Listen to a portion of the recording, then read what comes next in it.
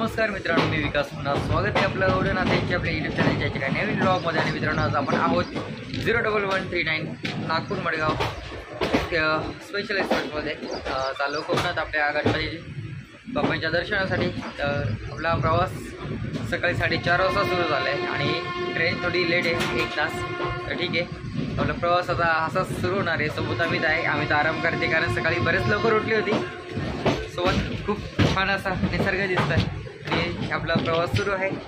आपला प्रवास असणार आहे मित्रांनो कल्याण ते चिपळूणपर्यंतचा। चिपळूणला उतरल्यानंतर आपण तिकडनं वाया टॅक्सी किंवा बसने जाऊया गुहागरला। तर चला, बापांचं नाव घेऊया आणि आपल्या प्रवासाला प्रवास सुरू आहे मित्रांनो आपला। आणि कल्याण ते आपल्या गुहागर हा प्रवास माझी पाहू शकता। आपली 01139 ही नागपूर ते मडगाव एक्सप्रेस आपल्याला आता मिळालेली आहे आणि पुढे काहीच मिनिटांमध्ये आपण पोहोचणार आहोत गुहागरला। बाप्पांचं दर्शन घ्यायचं आहे, कारण आपण मुंबईचे काही ब्लॉग बघितले आणि आज आपण जाणार आहोत गुहागरला आपल्या बाप्पांच्या दर्शनासाठी। तो बॅक टू बॅक मित्रांनो आपल्याला कोकणातले काही ब्लॉग या ठिकाणी बघायला मिळणार आहेत। येत्या 5 ते 6 दिवस त्या ठिकाणी राहणार आहोत आणि काही दिवस आपल्याला कोकणातले ब्लॉग पाहायला मिळणार आहेत। ठीक आहे, खूप छान वाटतं मित्रांनो, बरेच दिवसानंतर गावाला जातोय। चला, आता प्रवास इथं सुरू आहे आणि बाहेरचा विषय आपण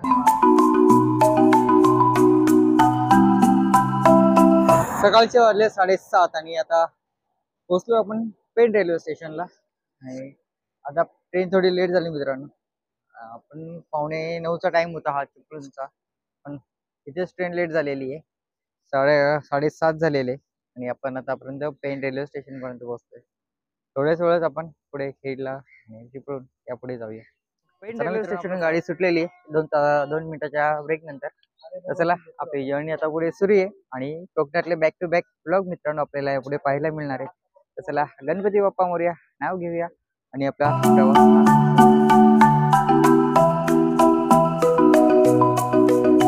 सकाळचे 8:15 वाजले आणि पोहोचलो आपण आता फायनली रोह्याला। रोह्यानंतर आपण आता थोड्याच वेळात आपल्या चिपळूणला पोहोचूया आणि तिकडनं पुढे आपण बस मार्गाने गुहागरला जाऊया। आपला प्रवास सुरू आहे मित्रांनो आणि बाप्पांना भेटण्याची ओढी सुरू आहे। तर चला, आपला सकाळी निघालेला प्रवास। चॅनलला सबस्क्राईब नसेल केलं तर आवर्जून सबस्क्राईब करा। बॅक टू बॅक आपल्याला कोकणातले श्री गणरायाच्या दर्शनाचे ब्लॉग दिसणार आहे मित्रांनो।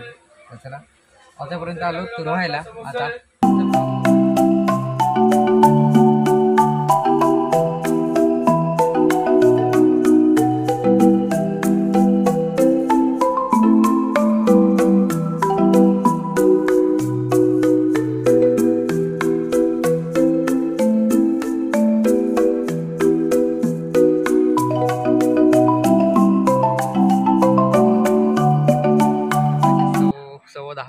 आणि पोहोचलो आपण अंजनेर रेल्वे स्टेशनला।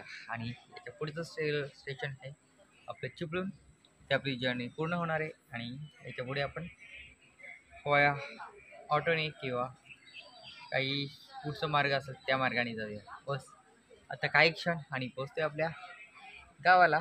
आणि या तुर्तावती बाप्पांच्या दर्शनाची ती लवकर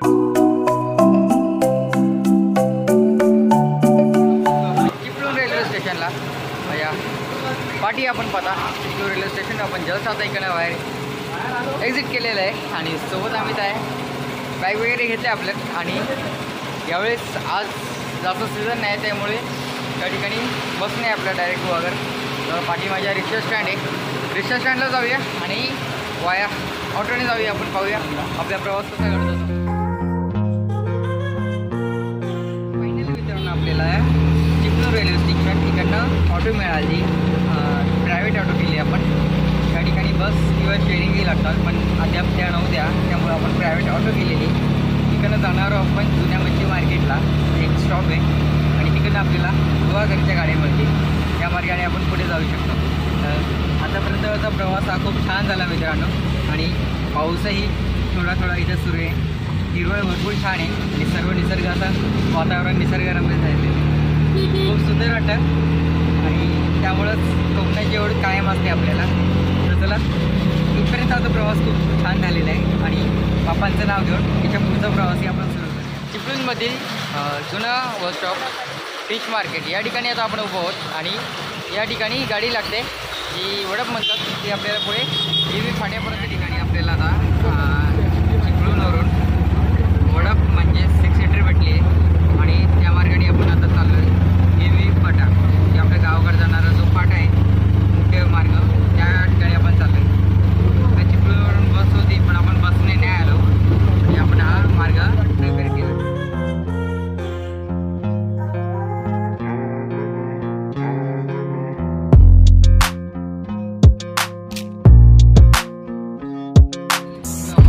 फाट्याला या ठिकाणी आपले मामा आपल्याला पिकअप करण्यासाठी आले.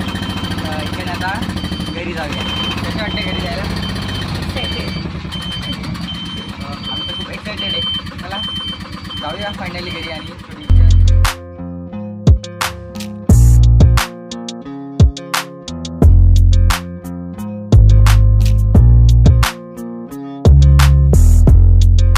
आपण पोहोचतोय आपल्या बाबांच्या घरी आणि या ठिकाणी आता फ्रेश वगैरे होऊया आणि आपल्या बापांचं लाडक्या बापांचं दर्शन घेऊया.